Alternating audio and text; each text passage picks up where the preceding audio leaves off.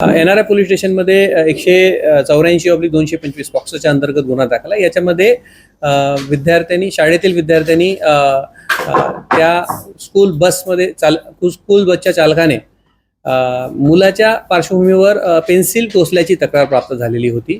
त्या संदर्भात हा गुन्हा दाखल आहे। या संदर्भात पोलीस स्टेशनकडे मुलाचे वडील मुलाला वैद्यकीय तपासणीसाठी घेऊन गेल्यानंतर आमच्याकडे ती माहिती आली।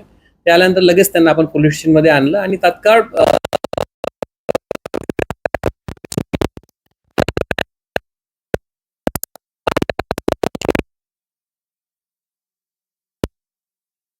त्यानंतर गुन्ह्यामध्ये त्याला अरेस्ट करण्यात आली आणि 30 तारखेपर्यंत त्याचा PCR आहे।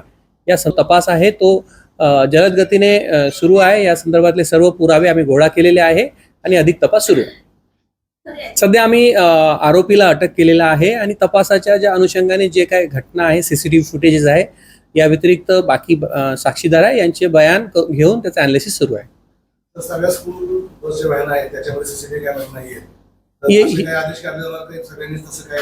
ही जी पर्टिक्युलर व्हॅन ज्या ठिकाणी ज्याच्या संदर्भात ही घटना घडल्याची सांगितलेलं आहे, याच्यामध्ये 2 सीसीटीव्ही आतमध्ये इन्स्टॉल्ड आहे।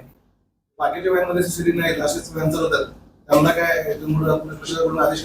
ऑलरेडी या संदर्भात स्पष्ट सूचना आहे। त्यामुळे ज्या काही शासनाने या संदर्भात निर्देश दिलेले आहेत त्या सर्व निर्देशाचे पालन सर्व शाळा प्रशासनाने करावं। या संदर्भात पुन्हा एकदा नवीन सर्वांना विनंती करण्यात येणार आहे।